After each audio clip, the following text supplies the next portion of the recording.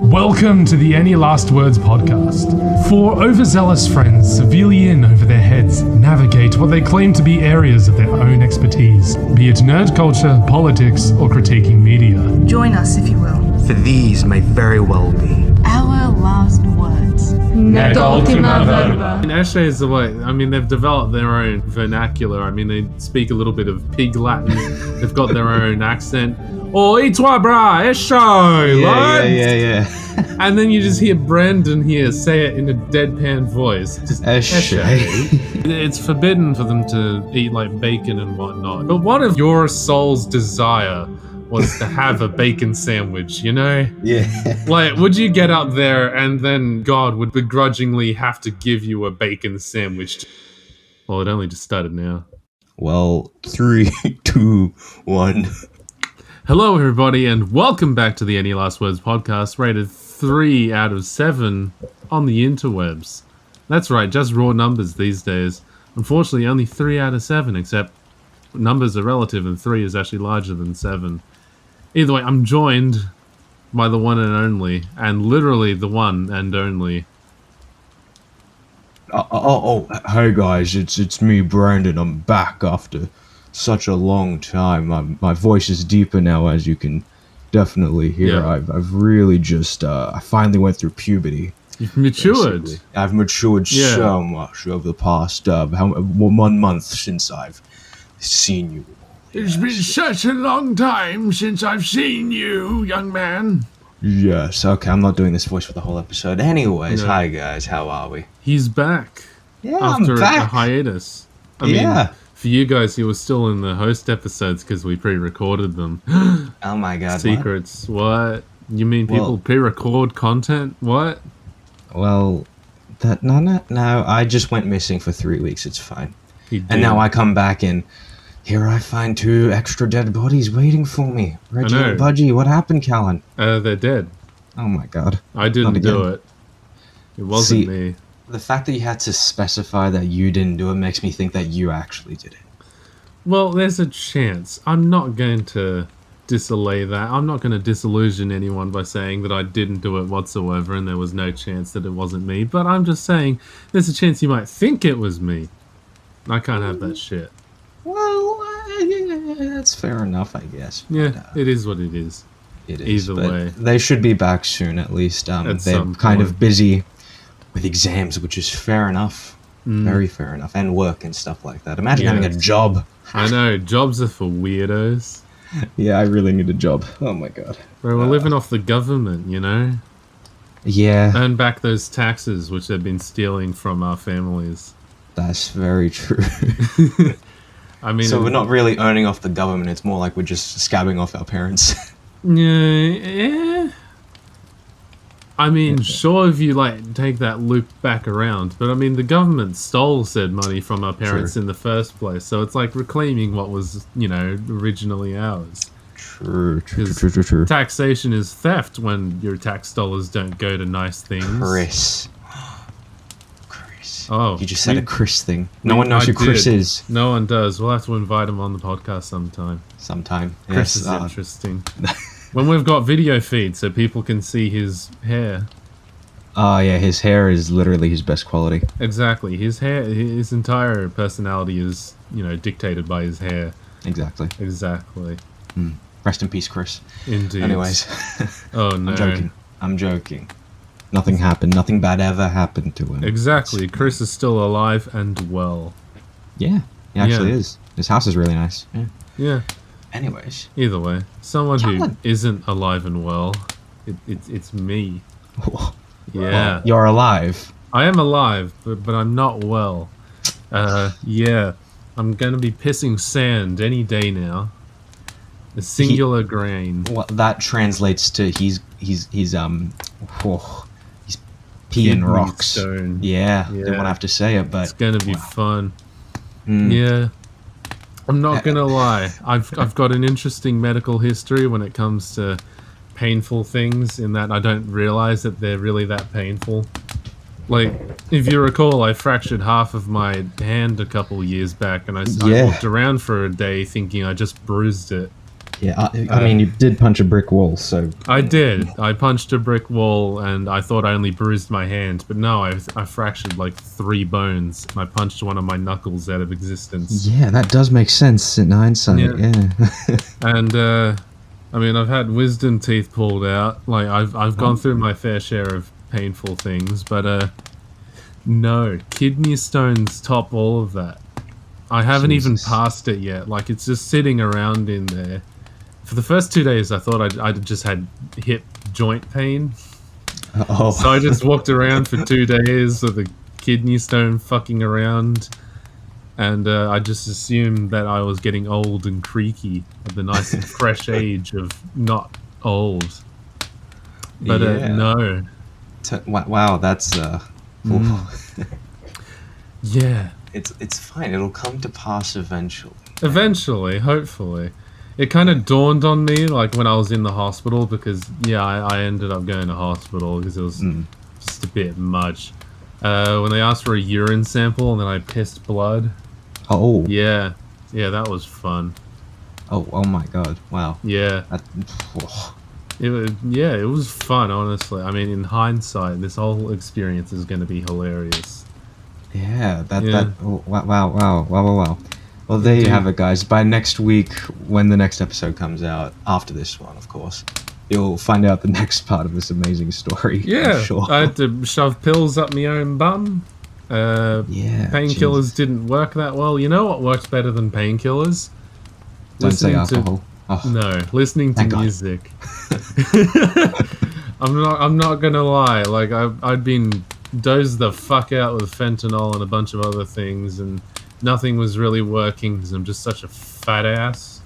I've just got like an immunity to all substances at this point. Fair enough.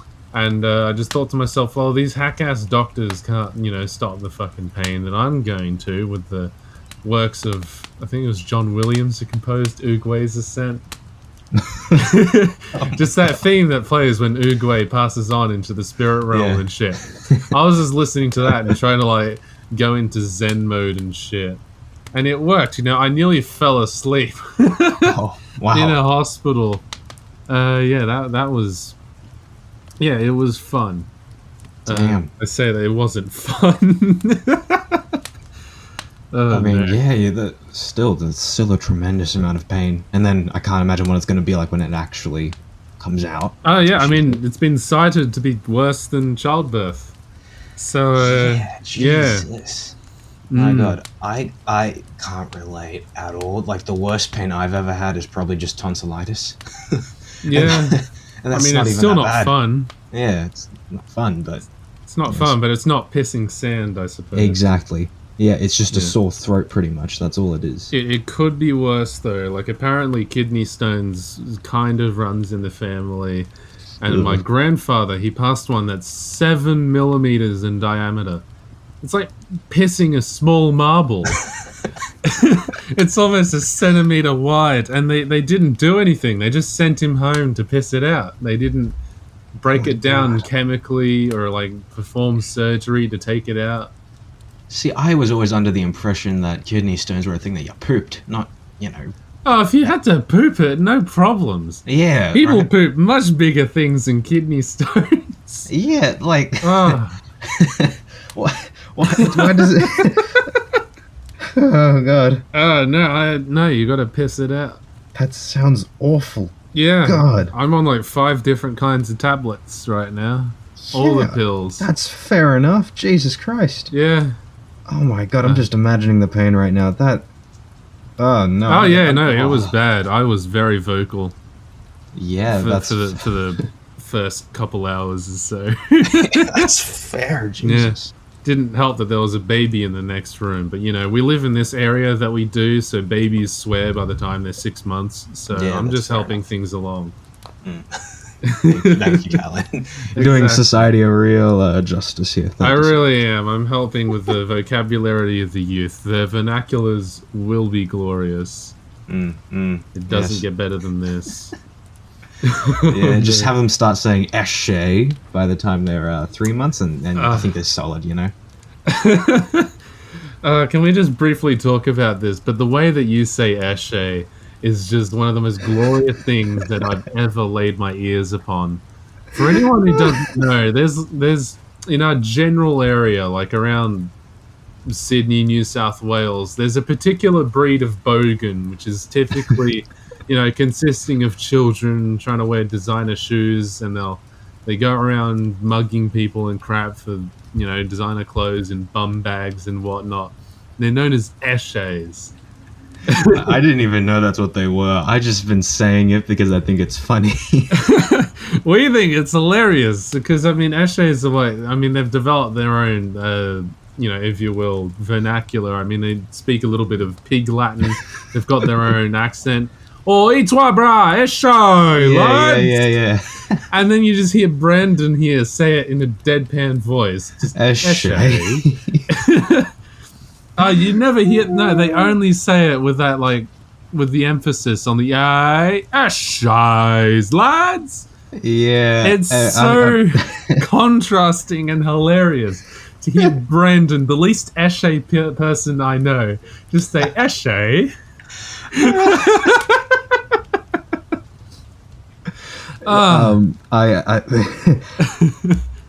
Look, I've got no excuse. This is.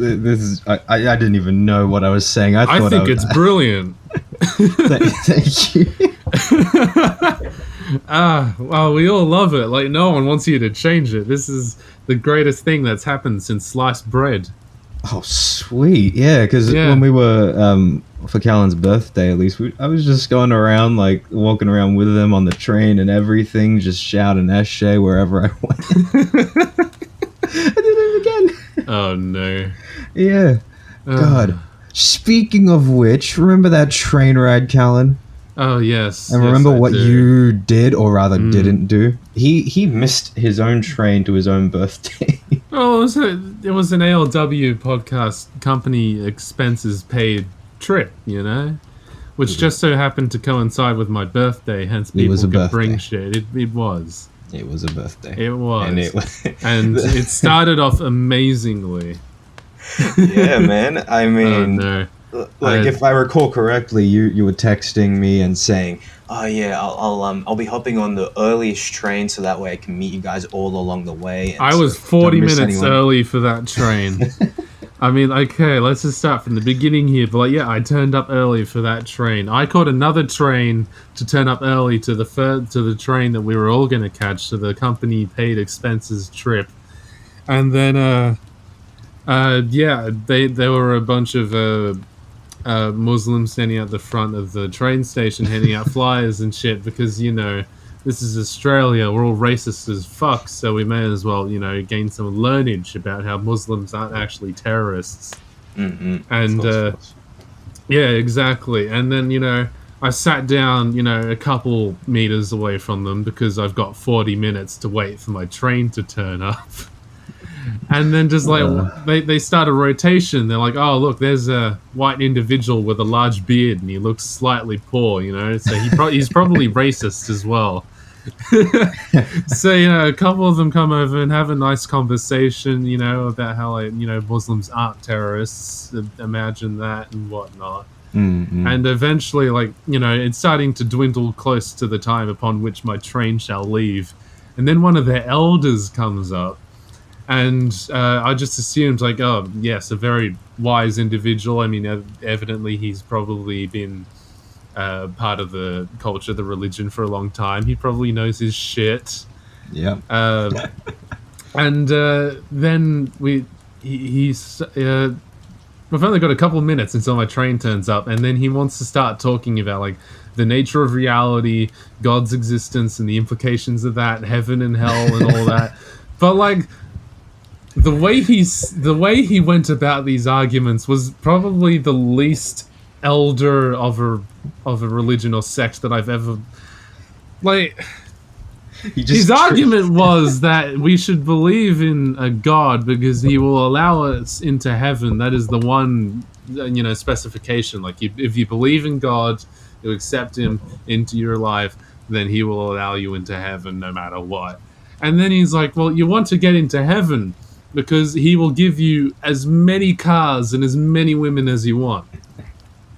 And while I know that, like, strictly speaking, that is the true belief, that's kind of... For an elder. I know, he had a massive beard, he was very white, grey, bearded. He'd been around for a while, and, like, he hit you right in that funny spot. And I it was know. Just like you needed to challenge him and see what else like you could I get was out of him. anticipating, like enlightenment and fulfillment of life, but he's just here like, oh yeah, car collection up in the clouds, as many virgins as you want. And I know that strictly speaking, that's how it is, but you don't see it coming from someone who's lived so long. You feel like that they'd have, come to some other conclusion than what a 20-year-old living in Los Angeles has determined that their life ambitions are going to be, which is a car collection and as much sex as possible. And he's on about like no diseases or anything, so you can't get STIs and crap. Oh hell yeah! He's really selling this, isn't he? He really is. He knows what people want. Yeah. He's a good salesman. Oh yeah, definitely. I think you just picked the wrong person because you just had a field day with that, didn't you? I did. Because I mean, at that point, I just knew that I had to like keep this conversation going. My train was long gone. Yeah, it was. It was. We were all frantically texting him like, "Where are you, Calan?" And we're just waiting at this one station that's like 20 minutes away, and just like, exactly. Yeah. Oh no. And of course 20 minutes later he rocks up and is like, okay, here we go, now we can get to his birthday. Exactly. The all companies paid expenses trip. Yes. No. Birthday. Exactly. Which coincided with my birthday. It is what it is. But I just found that experience so profound. Yeah, man. In a way, because like the kid that came up to me initially, who was like almost probably no older than I was and couldn't carry a conversation to save his life. It was awkward as hell. It almost felt as if like he was being a tad bit more, I don't want to say genuine or respectful, but like he was trying to be more profound, I suppose. Yeah. He was trying to find something more deeper about why he converted from Christianity and whatnot. And I mean, it'll, like the discovery for human purpose and whatnot. Oh yeah. I mean, just to be clear, like, I mean, I was raised in a Christian household and whatnot, but I've found myself walking firmly down the line of atheism for the time being. Or at the very least, I believe that if there is a God, then anyone who determines that they know who God is a fucking wanker.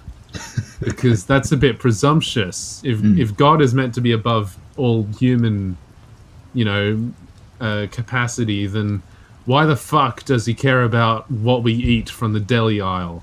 And how do you know that he doesn't want us eating pork? Because, Calan, the pigs, they're so cute. It's just, you connect them. You connect the dots. Pigs look cute. Pigs look cute. And then there's probably some guy with a beard up in space looking down on us. But that's more of an argument for like just veganism for the sake of taking care of the animals, not God said so. And that's not to say I don't like respect religion. Like, I mean, I respect them because at the core of most religions, it's just a matter of being a half decent human being. Yeah, like, and that's actually quite good because it teaches kids especially how to behave nicely. Yeah. I mean, and then obviously once you start getting deeper into it, then you can make your own decisions about how you feel with things. I mean, obviously a lot of people like to disassociate religions with the physical manifestation, like how people say that they like Jesus's teachings, but then they hate the Catholic Church and whatnot because it's a bit scuffed. And that's not to say religion's always been perfect. Like, there was that long period of time during the like medieval era and Tudors and whatnot, well, before King Henry VIII and shit, when they essentially ruled all of known Western civilization. They were a higher power than royalty, and hence they became extraordinarily corrupt. Hell, like, you could essentially bribe priests to let you off of sins and shit. I've forgotten what they're called. Shay. Yeah, but I mean, like, you could essentially kill someone and then pay to that's get away with corrupt. it. Yeah. Like, it wasn't exactly very spicy and whatnot. And we could get into this whole argument for a very long time. Like you did with those.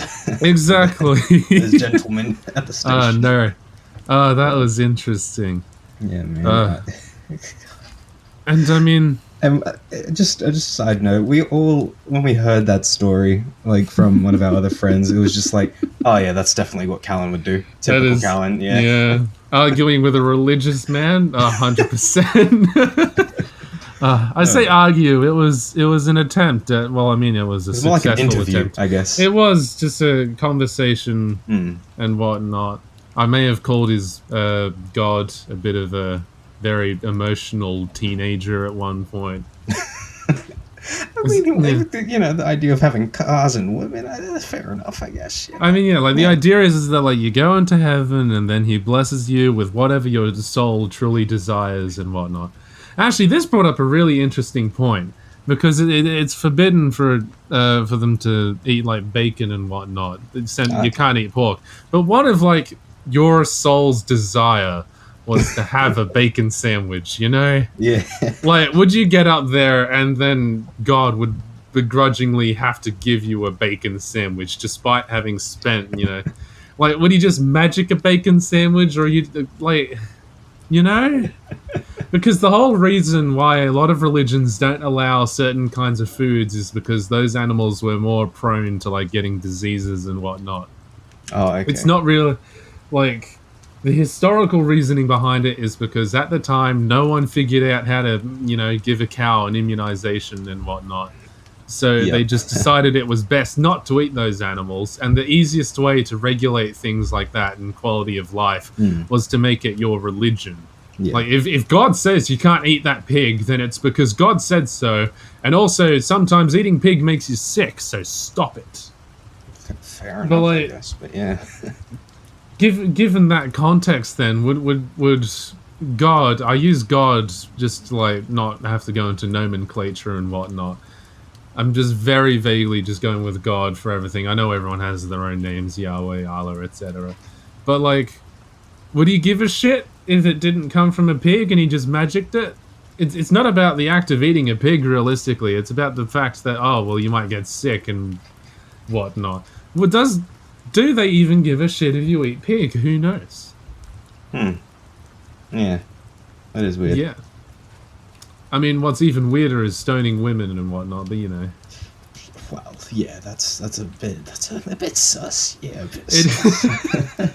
I can't believe you just said sus. Moses is looking pretty sus for them Mosaic laws. Yeah. Oh no. The past month has truly changed me. I think it goes without saying. It does. It's been an interesting ride. Yeah, because I rocked up to Calan's birthday and I'm just Company paid expensive for no reason. Like, it wasn't just out of nowhere. First time I see them in a few weeks, and it's just... and it was the most hilarious thing as well. Oh, God. What in tarnation? Eshay. Eshay. I'm not even doing it right. I'm still putting the A on it. It's just Eshay. Oh no. We do apologize to anyone who's not local, because this joke isn't falling half as well as it is for our more Australian viewers. I'm not gonna lie. Yeah, Either way, I think we should move on from the Eshay business now. A little bit, yes. My God. Anyways, Calan, I have to ask, have you seen Invincible? I have. It is amazing. It's one of the greatest entrants into, like, the superhero genre as of recent, I believe. I completely agree. For those of you who don't know, Invincible, it was like a comic beforehand, and then they just recently made it into a show on Amazon Prime. But of course, I'm not going to get finished. Season 1? Season 1, Cleared for a few more, I think. Yeah, season 2 and 3 are set to be in production. Exactly. As far as I know, but yeah. Oh. And it has to be one of the best superhero shows I've seen in a long time. Like, don't get me wrong, I loved WandaVision, that was great, but this just hit different, I think, because it literally subverted my expectations right from the get-go, because I was expecting another kind of Spider-Man type of story, coming of age kind of thing, where, our main character Mark, he's just going to learn how to become a superhero, learn that. And his dad just so happens to be J.K. Simmons. Dude, okay, that's the only reason why I started watching the show. All right, I saw a picture of Omni-Man on Instagram, and I'm like, he looks like he's voiced by J.K. Simmons. And I was right. I was right. Oh, I love that. So yeah, I started watching it because of that, and it was amazing. I was just waiting, and I knew that since it was J.K. Simmons, he would have to pop off at some point in the show. Exactly. Which he did. He really did. It only took him one episode. Yeah. Yeah. Should we get into spoilers? I think we can. I mean, this is your official spoiler warning now. I'm not going to put down a timestamp for when the section's ended. You can just press the right button on your keyboard until you stop hearing spoilers. Yeah, just assume. It's I mean, hell, I've even read the comics, so we can go into spoilers for things that aren't even a thing yet in the cartoon. Okay, I haven't read the comics, so I don't know. Maybe we refrain from that, but fair it's not fine when the spoilers impact you, but when they impact the audience. No, it's only because I've already been spoiled. I don't want to be spoiled anymore. I know there's other big characters that come into it later on, but I want to keep myself in the unknown as much as possible, because I think that's what made this first season so good. This is true, yeah. Not knowing anything. And I mean, the comics and the show do differ, but it's all the same shit, but they've rearranged it a lot significantly. Yeah. But yes. I just didn't see any of it coming. I had a feeling, because, spoiler, Omni-Man, he's basically just going to be an evil Superman type of figure, as a lot of other shows would do, and he ends up turning into more of an Injustice kind of Superman as well. Just with the whole world-conquering thing that is revealed at the very end of the season. But it was just such a shock to me, because I didn't even know this show was R-rated, right? And then the final, 5 minutes of the first episode, when Omni-Man just decimates this world's, Justice equivalent of the Justice League, yeah. It was so crazy. It just shocked me so much when he crushes their Flash's skull. And the best part is he perceives time differently, because he's the Flash. So he's having his skull crushed for what feels like hours. And he's punching Omni-Man so hard on the chest that it burns off the fabric of his super suit, and it breaks the guy's hands. Exactly. Yeah. God, that was so brutal. And then he just goes around killing everyone else, and there's no music at all. Yes, I wanted to point that out. The fact that they remove the music after the initial reveal, and all you hear is the visceral sounds of guts pouring out, ripping through people. It is immaculate. Yeah, and he kills their Batman in half a second, not even. And I was thinking that he would be the only one standing afterwards, but no, Batman dies pretty early on. That was surprising, but yeah. This Batman is named Darkwing, by the way. That's such a stupid name. I mean, they're trying. They're trying, but yeah. I mean, it's better than their Aquaman. That was... Yeah, he's just a fish guy. Yeah. I mean, it's more realistic, but still. Yeah. Oh, no. But, God, the way they just all died like that, and then their Wonder Woman's death was also just so brutal. Battle Woman, wasn't it? War Woman, yeah. Yeah. Her neck gets twisted, and then she just spits out a bunch of blood as she's still barely alive afterwards. It's, God.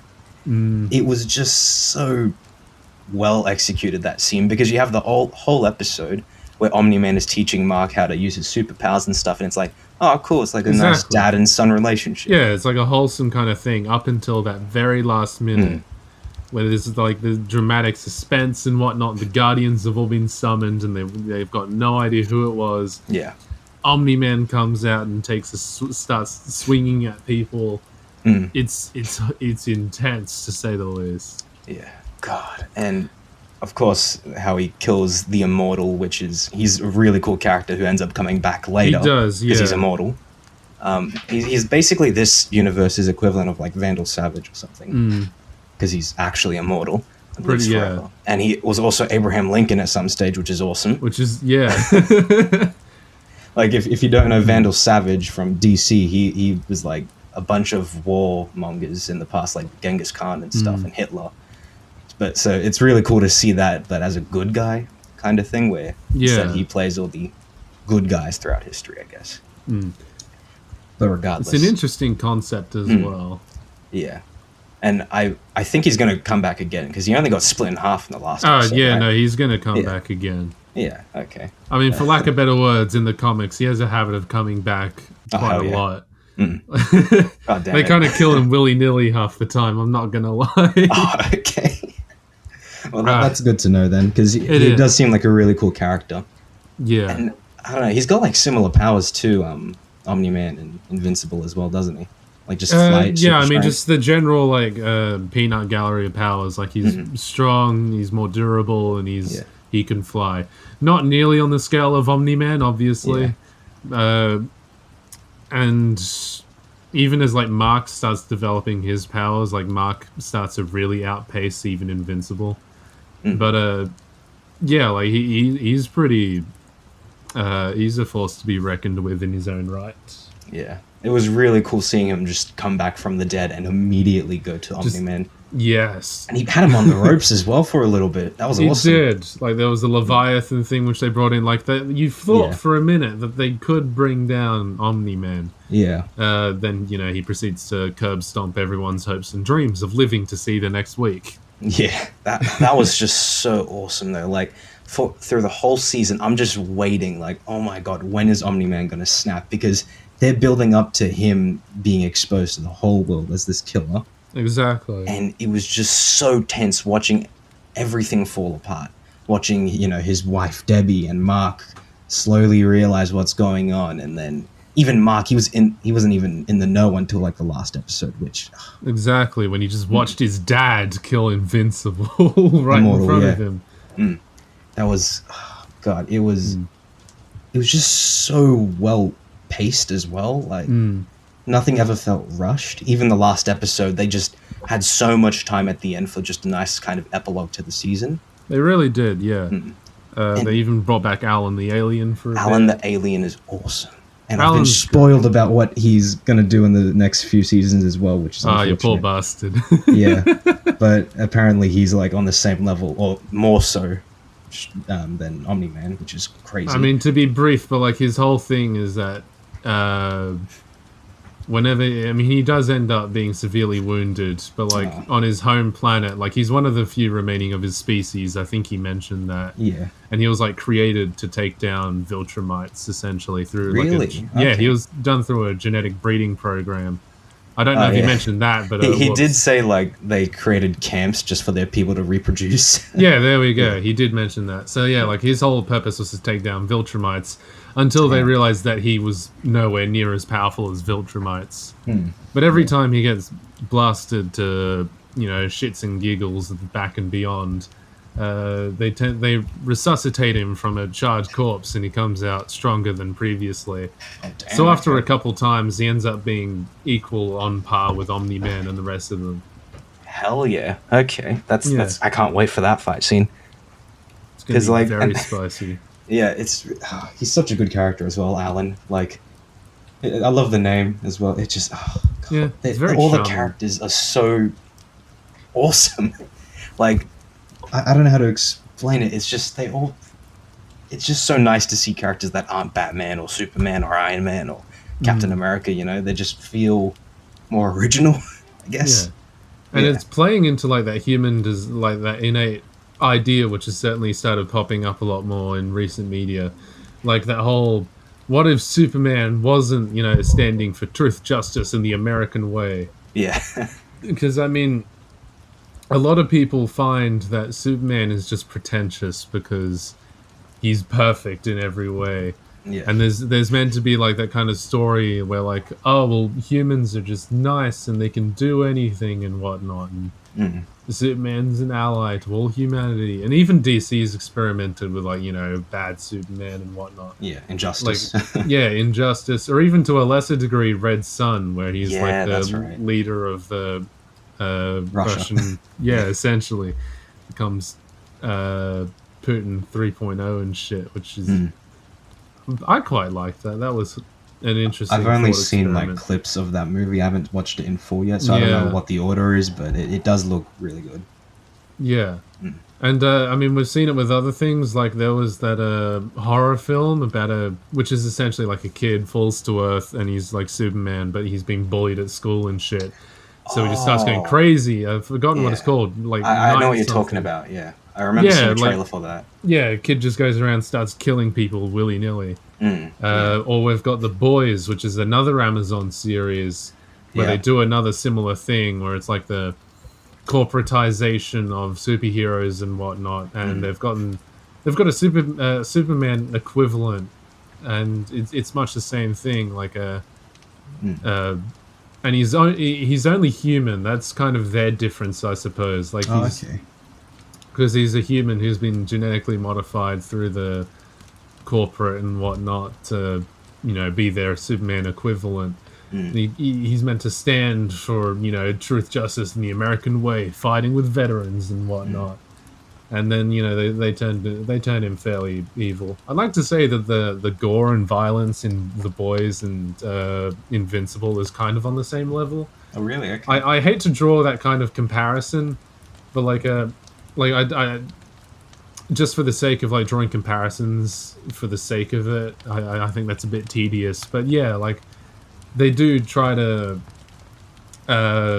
maintain that level of realistic gore, if you will. Like there's a scene where The Boys equivalent of a speedster, like he runs into someone and they just instantly vaporize in like a mass of blood and bone and shit. Jesus. Yeah, like they're trying to. It's the new trope, I suppose. Like the new idea of subverting superheroes, where like they're not just evil, but like now it's attempted at realism. Yeah. Like it's not saying that but what if heroes were bad? It's just what if heroes were realistic, everyday, normal people, and they're just as corruptible as anybody else. Yeah. And I feel like Invincible doesn't hark down on that quite as much, but there's still elements of it. Like they're at the very least trying to go for a more realism approach. Yeah. But they're still trying to hold on to like the ideal superhero. They're still going through with the classic tropes, like Mark has to balance his superhero life with his girlfriend and whatnot. Kind of paying homage to like Peter Parker's entire life story, essentially. Yeah.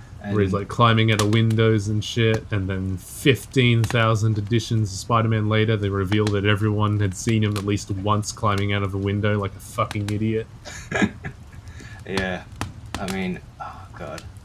It still though, I feel like where they're going with Invincible is really solid, especially with Omni-Man. I'm really excited to see where his character goes. Like, I have a feeling he's not gonna be redeemed, because I feel like he's way beyond redemption at this point, but he'll probably go down fighting for humanity and that sort of thing, or fighting against another villain. Oh, there's certainly a lot of fighting. Yeah. I mean, I don't want to say that I know, because I mean they've changed a lot from the comics. Like the half man, half machine creations, they came in like a lot later in the comics. Oh really? Okay. I'm pretty sure. Yeah, like significantly later. Like a lot of the juxtaposition of the story has been condensed. I mean, obviously. Yeah. But it's also just been like shifted around. Like Amber doesn't come in until much later in the comics either. Really? Yeah, and like they draw out that whole, like you recall how his friends flatmate, who they end up being like gay for and whatnot. Yeah, the guy who turns into one of the, exactly machine monsters. They drew that out for like loads of editions. Like he went missing for weeks on end. It wasn't resolved in 1-2 episodes or like editions. Wow, that mystery persisted for a long ass time. Jesus. Well, Yeah. fair enough, I guess. I mean, they do have to condense it a lot for 8 They episodes, do. yeah. Yeah. But Which, I mean, fair enough. And it creates a new experience, almost. that is interesting to hear, because, I haven't read any of the comics. I didn't even know this was a universe until, I started watching Invincible. Like, I thought it was just... I know about Spawn, like, that other character from the same universe, I think. Yes. But I always thought he was just a Marvel character because he looks a lot like Venom. I don't know. Last time I saw a picture of Spawn, he just looks a lot like Venom to me, and I'm just, Marvel, So But you mean Spawn is in Spawn from Marvel? Because don't know. Because there I'm is confused. actually Spawn from... Like, Spawn is another symbiote, which is one of many children that Venom has had over the course of his life. Oh, And Spawn actually ends up becoming an anti-hero of sort. oh damn. Like because I'm pretty sure he like Spawn latches onto a cop, and he's a lot more cooperative, I suppose, with the law. Interesting. But yeah, Maybe he is from Marvel then, and I was just confusing myself looking at... Because I was looking at all the other characters from the Invincible universe, and it's called, like, the Image universe or something like that. see, I do recall someone vaguely familiar to Spawn turning up in Invincible. I'm actually gonna Google that. Fair enough, yeah. Yeah. But, like... Oh, God. I'm really excited to see Season 2. I know it's probably not going to come out for another year or so, but still, it is really, really solid. Oh yeah, dead ass. They've just got Spawn right there. Oh, okay. Damn. That's Is it the literally same? Spawn from Marvel. Like that's essentially the. What's he doing there? Maybe it's a crossover or something like that. Something like that. I know that like in the comics they've done like 1 or 2 crossovers, but like that's for the sake of crossovers. Didn't actually anticipate to see Spawn. Damn, okay. That's kind of fun. Well then, that's good to know then. But yeah. Yeah. Either I, way, it is what it is. Yeah. I gotta say, I love Cecil. He is so cool. And I love how that line where he says he needs to keep things grey. That it was just, oh God, he's so awesome. And then especially going up against the demon detective. That was, yeah. Damien Darkblood, that's right. Yes, they pay a lot of homage to like a lot of different franchises, which I quite like. Oh, that's good. I'm pretty sure like a Darkblood, he's a Hummer. He kind of reminded me in design of Hellboy. Oh, yeah. Which I mean is kind of the same thing. Like Hellboy is also a demon from hell and whatnot, but it's not quite the same concept. Like he kind of feels more like a Daredevil kind of situation. Not Daredevil, a Ghost Rider, whereas like linked to Satan through a pact. But he draws a lot character-wise and design-wise from Hellboy.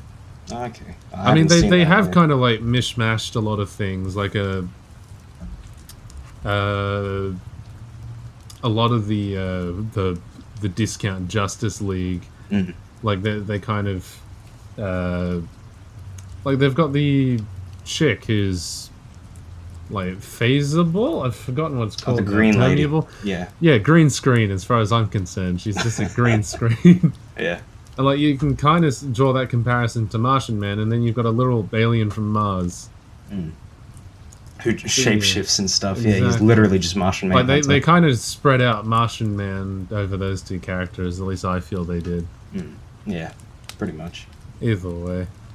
But yeah, and God, yeah, I know there are other Viltrumites that come into play later on. Like, there's one even stronger than Omni-Man, which is crazy. And God, all in all, I'm really excited to see where they go with it, because Omni-Man isn't even the strongest there is, and he that whole shot of him holding Mark through that train and just killing all those people was just the most intense thing I've ever seen in my life. They do not hold back. By design, they really don't. Yeah. And of course, Mark was invincible. Oh, roll title card, sorry. Mark was it. Yeah. Yes. Yeah. And he just had to sit through it, and that was crazy. And of course, when Omni-Man's beating him down into the dirt, and we get the iconic line, "Think, Mark, think." Think! It was just "think, Mark," not even think, Mark, think. Yeah. Well, hey, it works better in meme format. Yeah. It was so weird to hear it in the show, because I was waiting for that moment, because I knew about the meme beforehand. And I'm just, okay, finally, I'm going to hear this line and hear what it sounds like from J.K. Simmons' voice.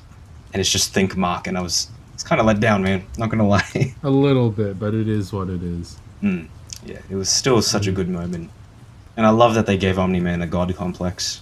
It really helps make his character. It really does. Yeah. You just love to hear a J.K. Simmons performance. That man could perform your fucking socks off. He's gorgeous. He's literally the best part about The Legend of Korra for me. He literally is. The fact that he voiced Tenzin. Yeah. And you know that like the writers knew what they were doing when Tenzin has like the most on like screen time and the most lines out of all the side characters. Yeah. I think he even has like more lines than like one or two of the main casts even somehow. Oh, really? Well, maybe. Fair enough. When I say main cast, I mean like a fucking... Oh, I've already forgotten their names because they're just not important enough. Bolin, Marco. Who's the engineered chick? Asami. He might have more lines than Asami, but don't quote me on that. Yeah, that's fair And maybe enough. Bolin as well. Nah, Bolin's a talker. He definitely had more, like, at least as many lines. Yeah, that's fair. I'll have to Google that some other day, I some remember other when time. God, Bolin even had, like, that whole side arc where he was a movie star. That was so weird. Yeah. I mean, I knew what they were going with because they're trying to remain, like, historically reflective of what the Industrial Revolution looked like and how that turned out for society. It just felt but really out of turning place. Bolin like yeah. I don't know. Couldn't they have done something similar to that one episode, the one filler in the last season of Avatar where they go through the Fire Nation and see a play? Yeah. And that's arguably one of, if not the best filler episode I've ever seen because it was hardly even filler. Like, it would have been nice, yeah. Yeah, what if they did something similar to that where like a movie production was made of like the Avatar gang and it just really fucks over their story. Rather than having that stupid recap episode where like Marco and Bolin are sitting there with their family and they're talking about like their stories and whatnot, and there's just a bunch of awkward asides. And it would have been a nice way to just, flesh out the world a bit more as well. Yeah. Just on the side, but yeah, I get that. It felt really weird dedicating a few episodes to that. Just why? It felt out of place and entirely unnecessary. It didn't even do anything for his character in the end. Like, it really didn't. He just ended. They just dropped that and left it. Like he never comes back to it. And it's never really. I mean, fair enough. They dropped it. But I mean, yeah, naturally. But that just means that it was horrible and they shouldn't have done it in the first place. Yeah. Yeah. God. Either way. Overall, Invincible. Yes, that was a very, very good first season. I hope the others live up to the expectations set by this first one. Yeah. I think the main reason why they did it through Amazon is because if they did it through anyone else like Netflix, they probably wouldn't be allowed to do a lot of the things that they're about to do. Oh. Because, I mean, like, Invincible is... I mean, they certainly said that they were going to... Well, they didn't say, but, like, they're certainly striving for realism. Yeah. And they do not hold back on the nitty-gritty. Not just, like, violence and gore-wise, but also thematically a couple of times. Really? Okay. That's interesting. They draw some interesting ideas, but yes, that'll be for future us to talk about some other time. Yeah. God. One can only hope that, like, because now everyone sort of latched onto the idea of subversion being, an enlightened or better version of the original, which is fair enough. Like, society has seen a lot of shift in cinematography over the years. Like for example, like a prime example of this would be like the shift in westerns, where like initially it would just be a lone cowboy, a lone ranger and whatnot, and they're surveying over the land and dispensing truth and justice wherever they go and whatnot.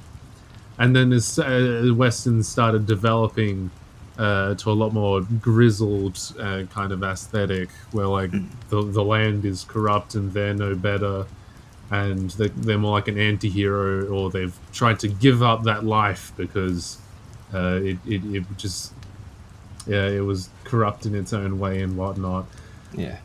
Or villains, how like back in ye old Star Wars days, Darth Vader was just evil there, and like villains were villainous. But I mean mobsters as well. I mean, just generally any older villain is a villain because they're a villain. Yeah. And they're not holding back on the evil elements.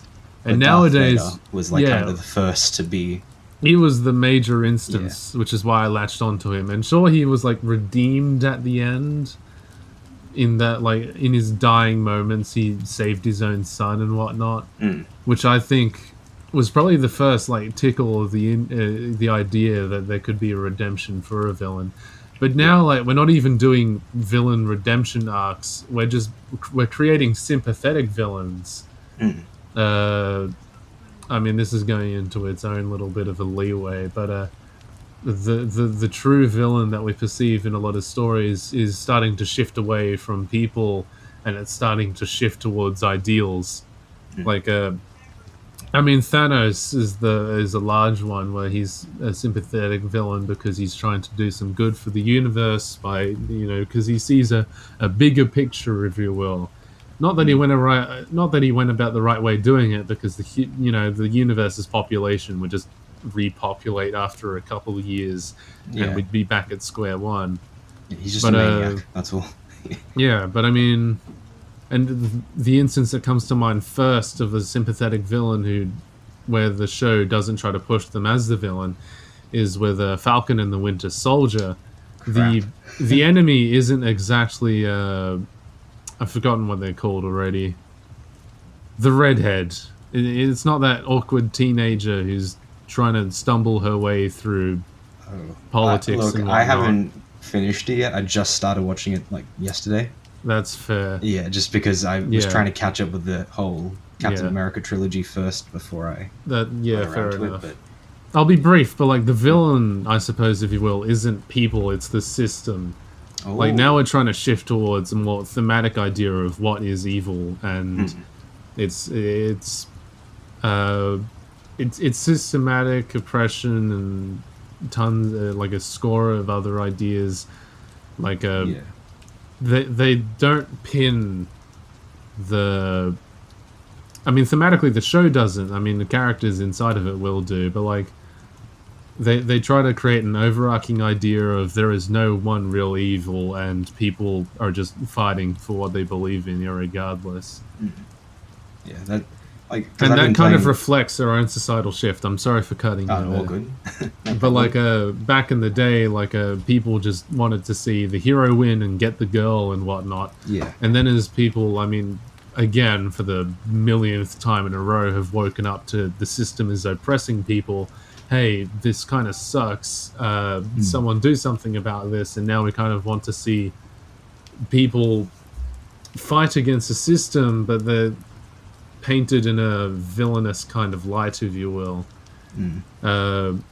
Because, I mean, people like to see that kind of ambition in themselves. Like, because in our current society, there are no heroes, if you will. It's that idea where, like, well, no one's actually going to don a fucking shield and then stand up to capitalism or something like that. It's people who disrupt the system and whatnot. It's your interesting characters, your Malcolm X's and whatnot. And now people have a desire to see something a lot more visceral, I suppose. Like you don't want to see someone like have a nice conversation with Scott Morrison about why it's kind of corrupt to filter millions of dollars out of family care and other institutes and then putting it into sports rorts and shit. You kind of want to see someone punch him in the face, you know? Yeah. Or force him to put in McDonald's again. That was really exactly. Yeah. You want to like force him to go back to Engadine Macca's and then just like admit exactly where he shat himself. That's amazing. Yeah. Or force him to officially introduce drop bears as a actual. As a native species, so like people know the dangers. Yeah, man. But yeah, the overall point that I was trying to get at after that very long tangent. Yeah, I feel like, I mean, as with anything, there could be a push to subvert too much, and that could, in its own way, I mean, that gets into a lot of things. Like I just forgot what it's called. Virtue signaling. There we go. Virtue signaling being the idea where like a company or an idea or a person will just present themselves as being woke, if you will, when in reality they're just there for, money, self-benefit. Essentially, yeah. Like when companies change their Twitter logos to have rainbow colors on them during Gay Pride Month and all that, that's more appropriately for a lot of people to be determined as like virtue signaling. Yeah. And you can call virtue signaling very easily. Like, if anyone's trying to be, woke or appreciative of anything whatsoever, you can just call virtue signaling. Yeah.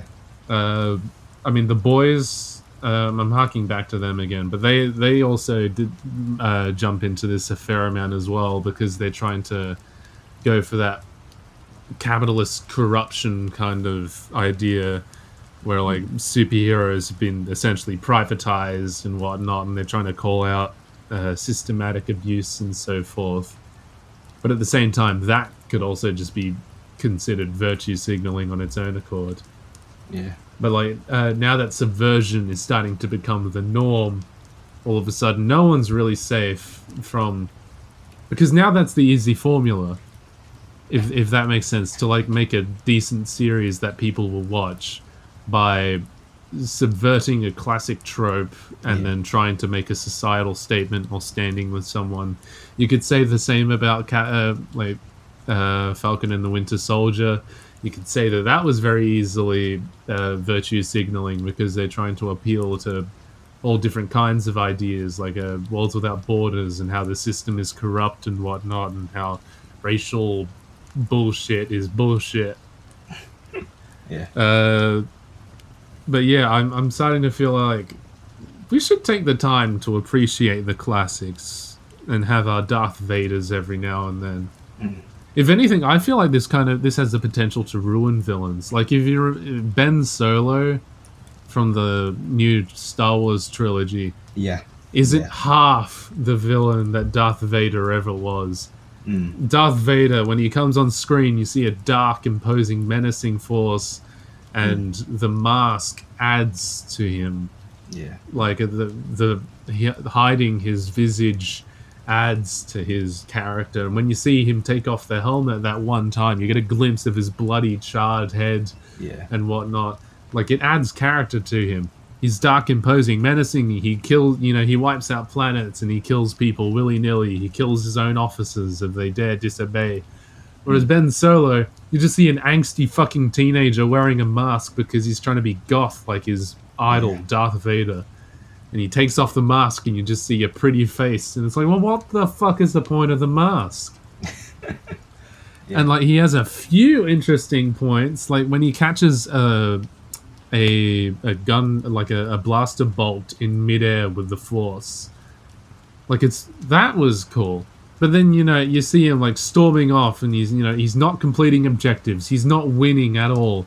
He has temper tantrums and he lashes out, and he's not imposing whatsoever. Like, you don't see that. You just see an irrational child who isn't half the villain that Darth Vader was. That's very true, because like I've only seen The Force Awakens and The Last Jedi, and I've only seen both of them once because I couldn't. Exactly, you don't watch them again after you've seen them once. Yeah, I completely agree about Ben Solo. Or Ben Skywalker, whatever he's called now. He was really, really boring to watch, and that one scene where he's just shirtless for some reason as well. Like, my God. No. Yeah, and don't even get me started on Rey and how boring she was. Fucking Mary Sue out the wazoo. Yeah. Oh, yeah. It's not even just that. Like, they could have at least given her an interesting personality, like, They really could have, but or something. No. I mean, they just made her an annoying child And she's good at everything because she can be. Yeah. And I mean, the new trilogy was trying something interesting, because there's the whole theological debate about whether because the Force is meant to be like an impartial kind of substance throughout the universe, and the Jedi and the Sith, they're kind of meant to be juxtaposing forces. But a lot of people also saw that like the Jedi had been corrupt because they stopped being impartial, because they're kind of meant to be like the Force. They're like meant to be impartial enforcers of the Force, of balance. Yes. Forces of the Force, forcing people to do things with the Force, yes. Yeah, exactly. But like they were meant to be impartial, and then they got involved in politics, essentially. Like they became a political power, and because they corrupted in such a way, then the Sith were able to take over easily by beating them at being corrupt, because funnily enough, they're corrupt. That's their nature. They've twisted the Force and whatnot. Yeah. And a lot of people like to make that comparison, how there's no inherent good or bad. Because, I mean, not even all Sith were inherently evil. Like, there was one particular Sith whose name I've forgotten and I shall never remember. And their whole purpose was to collect as much knowledge as possible using, like, dark arts and whatnot. So they just had this massive library stored with, like, almost like a shit ton of, like, gained knowledge, which they could only find, like, through meditating, essentially. They never left that library, if I'm not mistaken. No. They just sat there and they just used the Force and learned as much as possible. I'm pretty sure they, like, never raised their blade against anyone. And, I mean, the opposite goes for Jedi. Like, obviously there are Jedi scumbags and whatnot. And yeah, like the original trilogies, they were very much painted like the good versus evil, dark versus light. And then this new trilogy tried to go back on that, where they're saying like the Jedi had lost their way, they'd become corrupt, there needs to be a new order, there can be no more Jedi, you are the last Jedi and all that shit. I mean, Ben Solo's spouting that crap, and Rey's, you know, believing it for a while and whatnot. They both team up against fucking Snook. And all that shit. Snook! Yeah, oh, that And then guy. at the very last minute, they go back on that. And it's not like they executed it very well either. They were just blatantly using exposition and whatnot and other bullshit ideas. And then all of a sudden, at the last minute, the Jedi are the force of goodness in the universe. And the Sith are back to being the only source of evil in the universe. And it was just inconsistent. You knew what they were doing, but then they didn't go through with it, and it wasn't executed well in the first place. So I feel like they just chickened out and said, oh, but Jedi good because, you know, Jedi. Yeah. That's one of many millions of complaints that I have about the new Star Wars trilogy. That's fair enough. J.J. Abrams, right? That's the guy who did it. Isn't he making a Superman movie next? I think so. Oh, God. We can only hope. Oh, God. Oh, no. Okay. That's fine, then. Even a pig shits out a truffle every now and then, you know? Maybe he'll come out with something good this time. I sure hope so. God. Anyways, either way. Yeah. That's this is solid. our first two-person episode, you know? Yeah. All things considered, I think we did really well. I think so too. Yeah. But don't tell Budgie or We Reggie. won't. Yeah. We're not going to tell any of them. They're dead. They can't hear anything.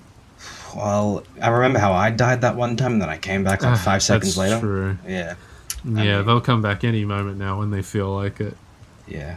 Oh my God, they're coming through the door right now. Oh no, okay, we're going to have to wrap things up real quick. Calan, to stop them, we'll need to be in.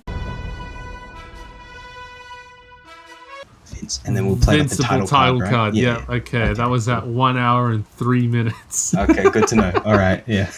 I'll chuck the clip on top of it. Exactly. I'm going to write that down. Yeah. And then, like, 01. Yeah, okay.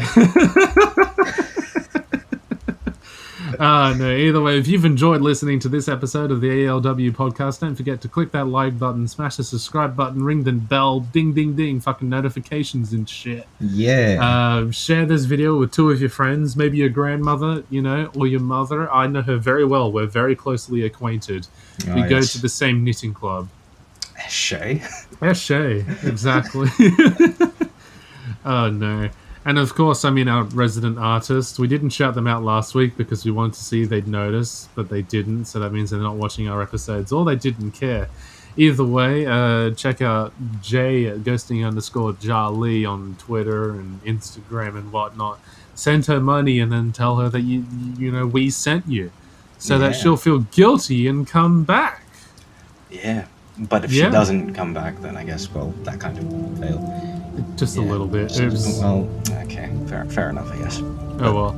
Thank you guys for listening. Yes. Go away now. Oh no. Pokemon Go just sent me a notification. This is true. I'm not gonna lie, Pokemon Go just suddenly starts coming out with decent shit all of a sudden. This month is gonna be Gibble Community Day, which kind of makes my shiny Gibble redundant because now everyone can get one. Pokemon Go sometimes just doesn't even work for me anyways. Was that it?